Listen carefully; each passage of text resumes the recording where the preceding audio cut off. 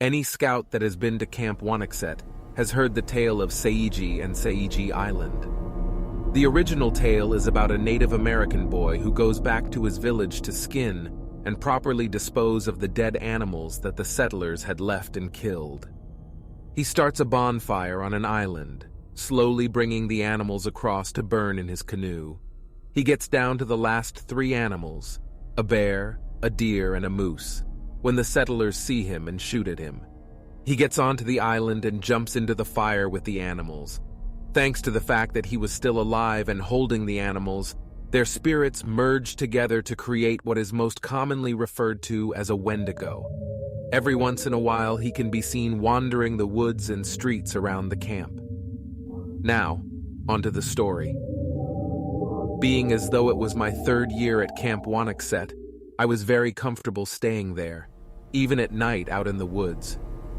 Both me and my friends, Kevin, Liam, and Robert, are sitting at our table under an awning, telling stories and just having a good time when Kevin says to be quiet and listen. It was silent for a bit until we heard what sounded like someone running in the woods. We all look over to see antlers poking out from behind a tree. At first, we were pretty worried at the fact that a deer would get this close, but then we realized something. The antlers were 3 feet above where they should be. Right as we started to back away, it sprinted from behind the trees and slashed at our tents about 10 feet behind us and broke some other things. After about a minute of it breaking things and us getting on top of our picnic table and grabbing our knives, it ran off. For some reason, only a few other people noticed it. Our scoutmasters came running over to ask if we were okay and what happened. Seeing as though we were almost crying and pretty shocked after that encounter, I will never go back to that camp again. Whenever I think of that camp, I get the eerie feeling that I am being watched. Growing up, I had a childhood friend that lived relatively close by, and we were like 2 peas in a pod. We both were adventurous, believed in the paranormal, enjoyed astronomy, and generally just being outside. She was born in Alaska, and her dad had lived there for quite a while, so they were always into camping, hiking, fishing, skiing, you name it. It was with my friend's family that I got introduced to fishing, and we did a lot of camping. This happened during the mid to late 90s, and we were about 12 years old. One camping trip, we went to a lake in the forest that was surrounded by a meadow, and feeding the lake was a small stream leading out of the woods. We played in the meadow and stream all day while my friend's dad fished. The lake wasn't very big, and because it had a meadow all around it, he could keep an eye on our whereabouts while he fished. While messing around by the stream, the wooded area gave me weird vibes. I can't explain it, I just felt really uneasy. The day faded away into early evening, and it was time to leave and find a camping spot. My friend's dad packed up his fishing gear, and we all walked back to the truck on this long, winding path through the woods. Once in the truck, we drove into a more remote area of the forest and made our way up this steep road that was so rough and at such an incline that I was convinced that my friend's dad was going to break his truck. He had a 4, maybe 6-cylinder Toyota pickup that was about as basic as a truck could get. In fact, I'm not even sure if the truck had 4-wheel drive. Being an Alaskan outdoorsman with years of experience, I trusted him. We finally made it up to the top, which was flat and relatively open, with a big area of forest in the opposite direction from the road we drove up. We pitched our tents, got everything set up, then my friend and I decided to go explore the area. We were maybe 50 yards from the tent when we heard a big crack as a tree branch snapped in the woods behind us. We got quiet and looked in that direction, but did not see anything. Thinking it was just a deer, we brushed it off. As we were walking, we heard it again and whispered to one another about what it could be. It carried on, then it stopped briefly, and when we were about 200 yards from our camp, we sat on a boulder looking down the steep wooded hill overlooking the dirt road from where we had come from. Suddenly, we heard another cracking branch from behind. Whatever it was seemed to be following us. Our imaginations were going wild. We came up with everything from a serial killer stalking us in the woods, to deer, to Bigfoot.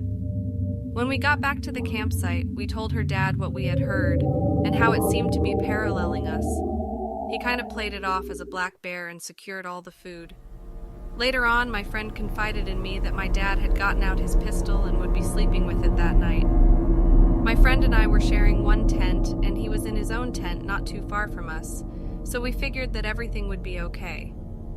I awoke sometime in the middle of the night to hearing something or someone walking outside. As I lay still listening, I could hear it quietly circling the tent. It sounded like it was walking on two legs, because it had a very distinctive rhythm in how it walked. Whatever it was sounded big, as I could hear its weight as it put each foot down and walked.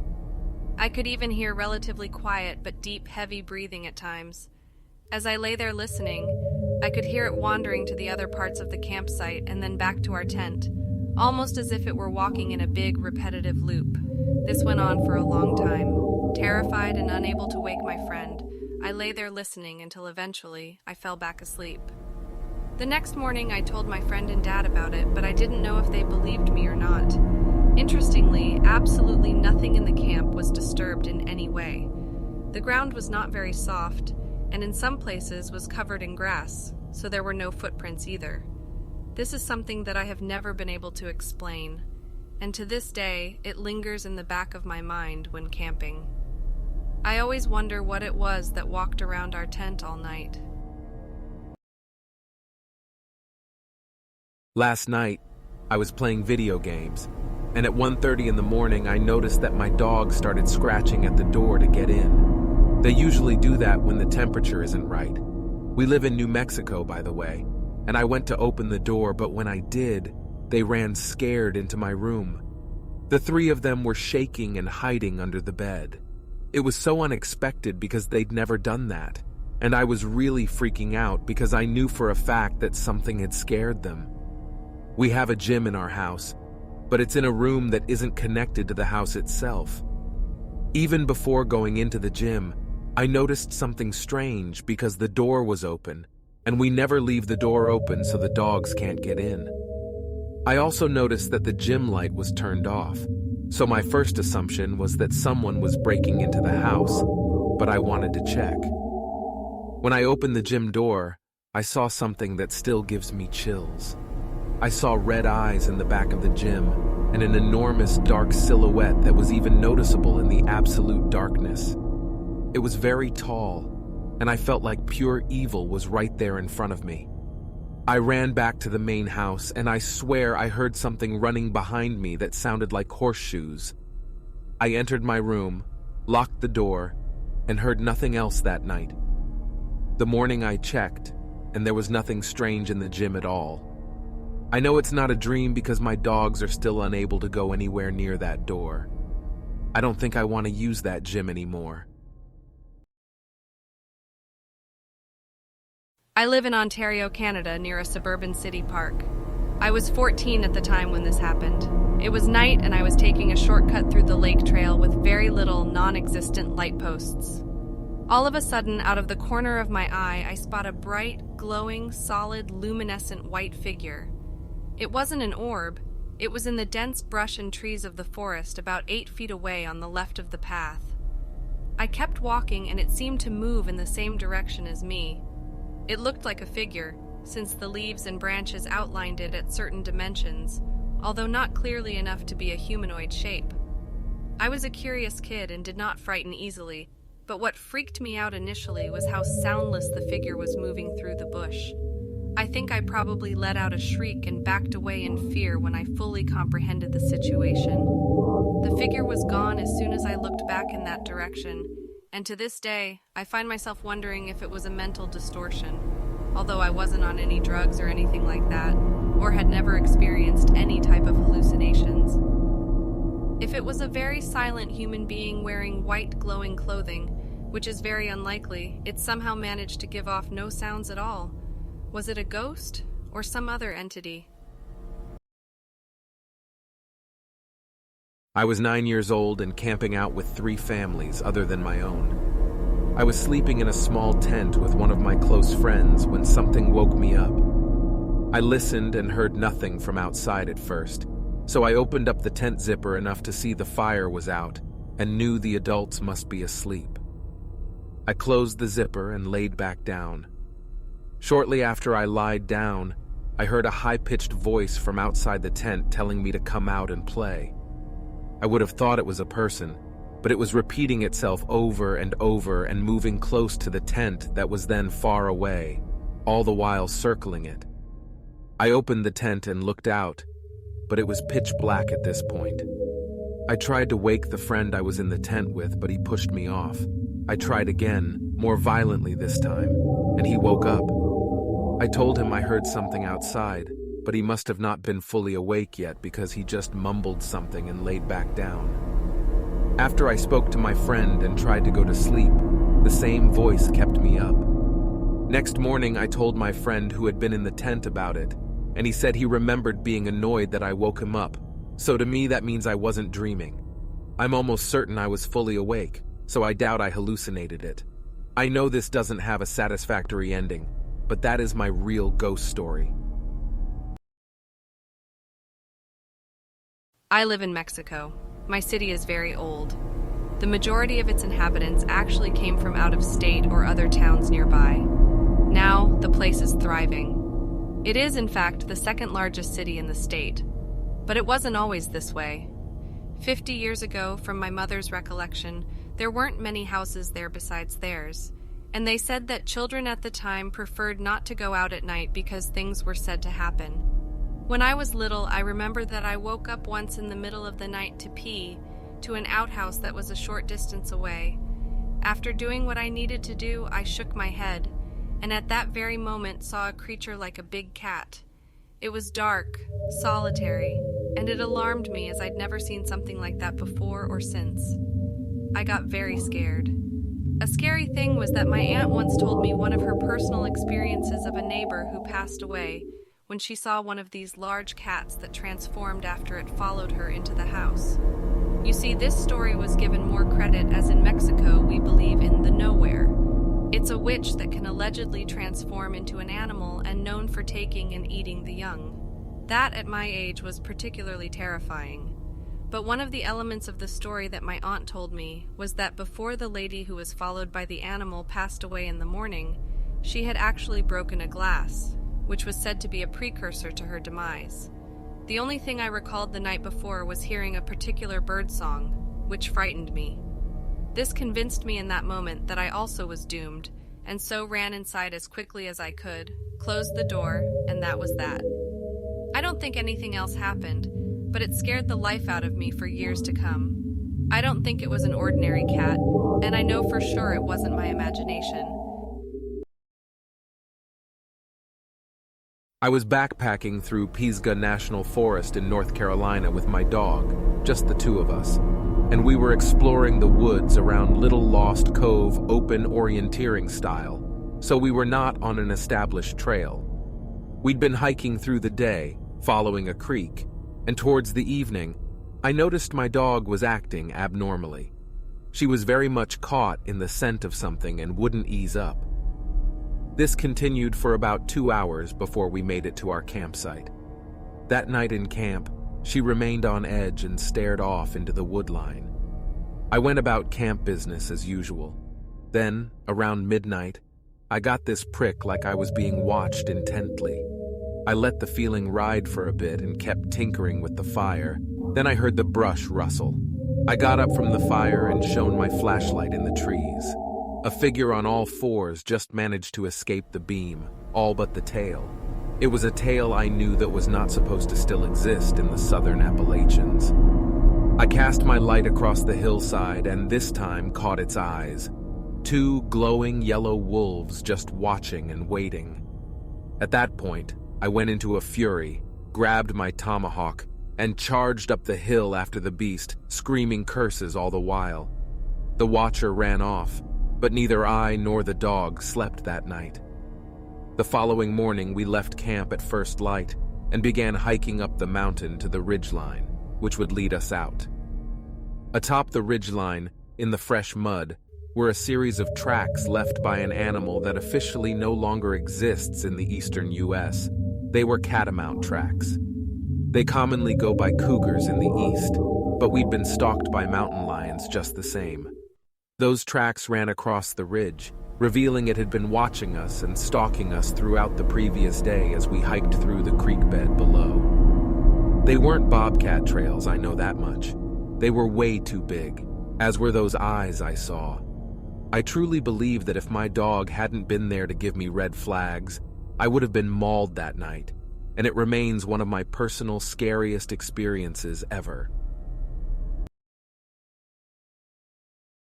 Labor Day of 2019, my mom, my wife, and my 3 children and I went to a very remote cabin that we rented out. It was an old fire watchman station or something of the sort, so I had the cabin and 3 other sheds. I'll try to keep it short, but this is a bizarre story. We unpacked, settled into the cabin, and then decided to walk a few hundred yards down the river barefoot. We got down to the pebbled shore and were throwing rocks when I realized there were about 1-foot snakes everywhere. My wife, mom, and I yanked up the 3 kids and rushed off.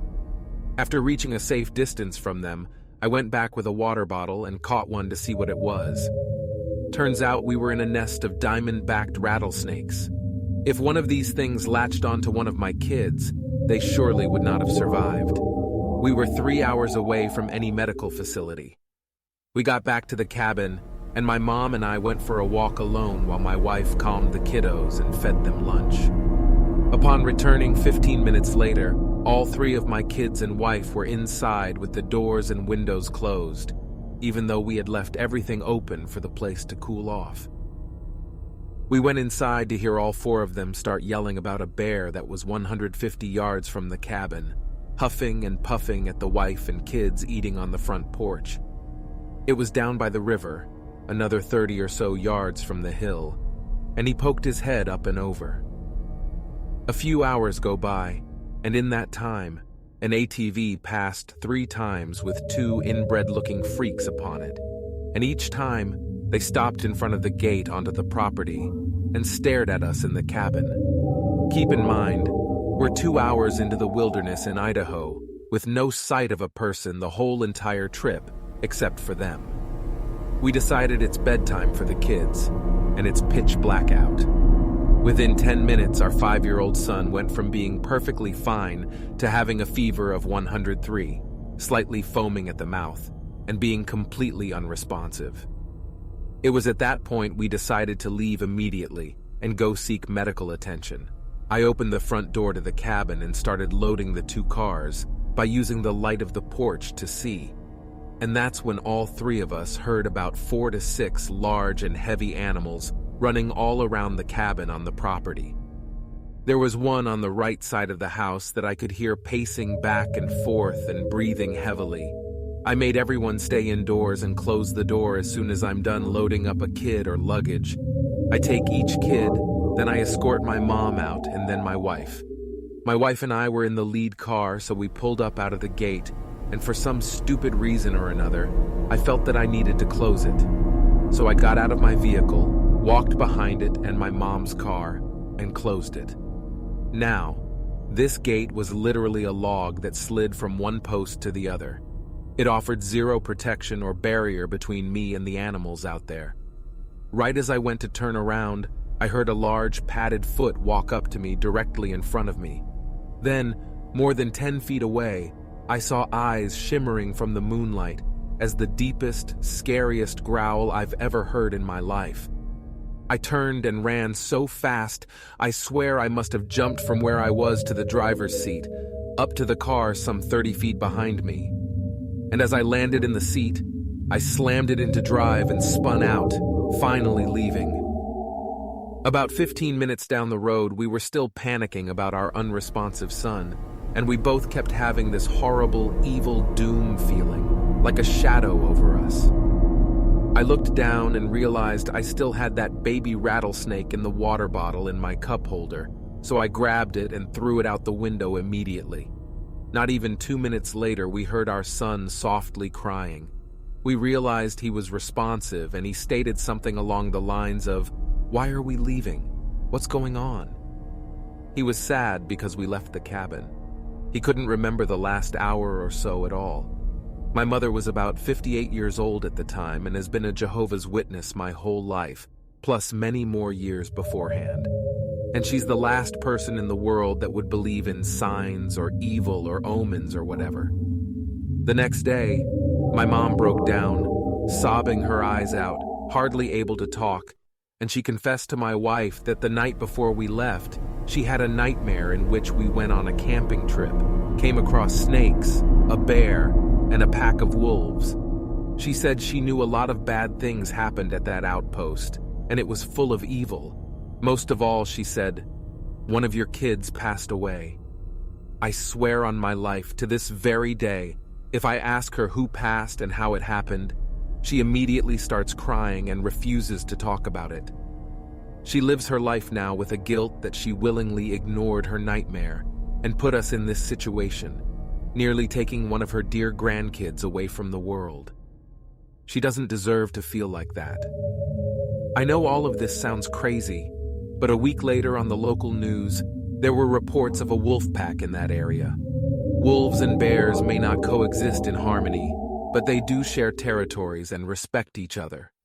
This outpost station of sorts was about an hour and a half into the wilderness from Grimes Pass, Idaho. If you want to verify the animals actually exist around there, sadly, I grew up in the mountains for most of my early teen years, as did my wife until she was 10 years old, and I even have a half-sleeve tattoo of the trees on my left arm.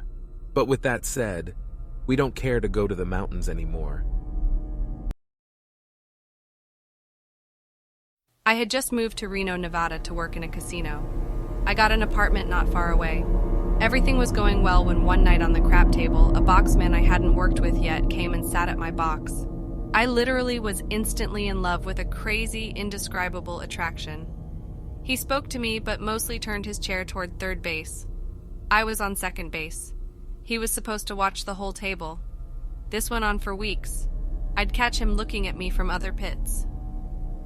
One night, all the dealers were up in the bar after everything, so I went too. We talked that night till daybreak.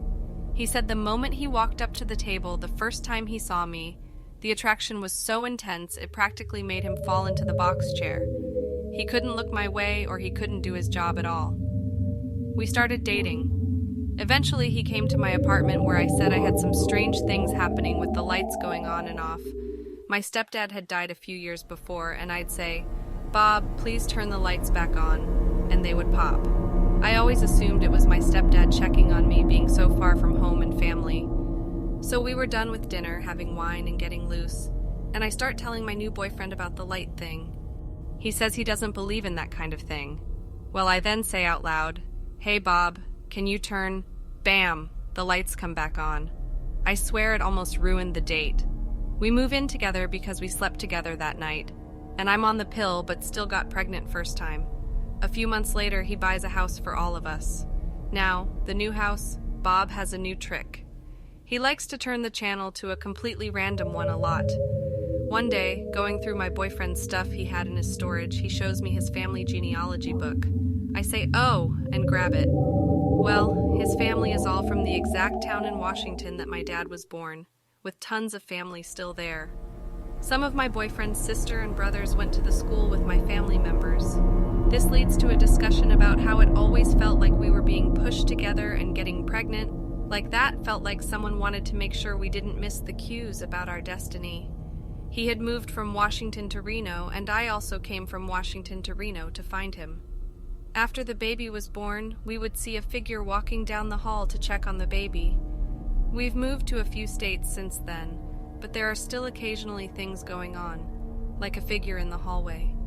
But more so with our kid. She's 22 now. Bob still checks in on me, and now he checks in on the daughter. That's our ghostly love story. My family has owned property on the edge of the southeastern part of the Tamarack Wildlife Refuge, dating back to at least when my great-great-grandparents were around. The property itself is absolutely massive, with 3 fields, a lake, and a forest all around it. In my opinion, it's a very unnerving place if you aren't able to force yourself to keep calm. Almost everyone who has lived out there swears they've seen something or another happen to them at some point. Between 2003 to 2006, somewhere between late spring and early summer, when I was between 8 to 10 years old, my dad and I had stayed at one of my cousin's homes out there for the night. My cousin had gotten up early to go fishing, and my dad had gone to town for breakfast.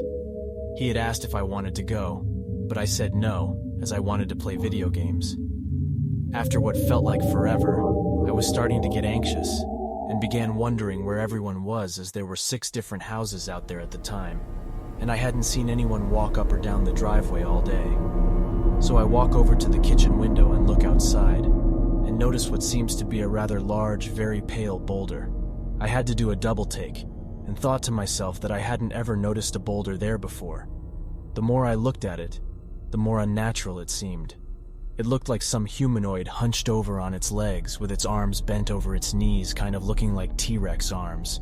But that's the only thing I can think of that it was similar to. I couldn't really see its face that well, but from what I saw, it appeared to be blurred. This thing could have easily been at least 7 feet tall if it stood up. Now, I was easily frightened as a child, but I had never felt terror like this before. I was overcome with dread and began to silently cry instantly. I crouched down under the windowsill, pressing myself as far against the wall as I could, scared out my mind, hoping my dad or cousin would come back. After what felt like forever, I heard a car driving up the driveway and looked. My dad had returned. I bolted outside nearly in hysterics, telling him what I had seen and pointed to where it was, but nothing was there. One of my female cousins, different from the previously mentioned one, lived further down the driveway. They were walking with her boyfriend while it was dark. She had decided to play a prank on him, as he was easily startled, and ran further down the driveway into the woods to jump out at him. She sees him turn on his flashlight in the distance, and he starts to call her name out. She gets a little closer to observe him, and sees him start to walk into another part of the woods. "What the hell are you doing?" she asks. He turns around and was terrified, and told her they need to leave now. She wanted to go see what he saw, but he insisted they go back to her house now.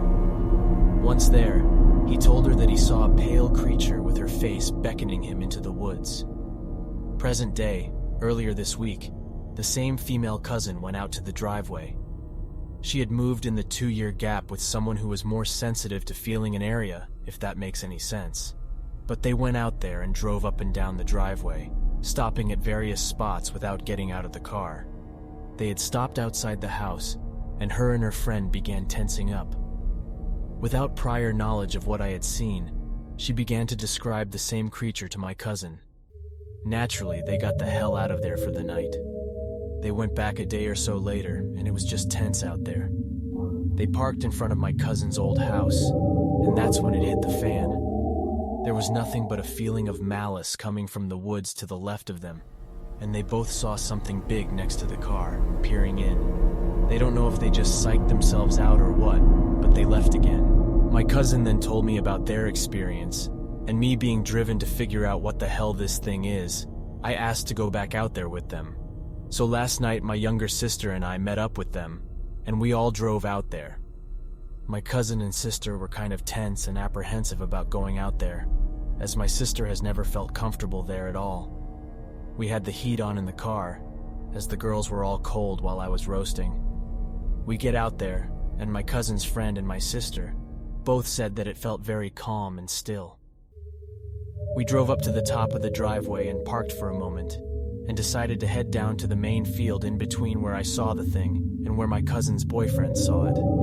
We parked there, and after a moment, everything got incredibly tense. The friend and my sister were both staring towards the house where my experience was, while my cousin and I were both staring straight ahead of the driveway as we both thought we saw something slightly move. We sat there for a good 15 minutes before all of a sudden deciding that we need to leave that instant. I was very calm the whole trip, but after we left the field, I was suddenly freezing. The friend was kind of freaking out about something watching us and following us to the forest on the side. Once we got back on the main road, I felt a little sick, but only briefly. Then I wasn't freezing any longer. We have no plans to return to the property after dusk, at least not to investigate what exactly happened. But the events have us all confused. Any insight would be greatly appreciated.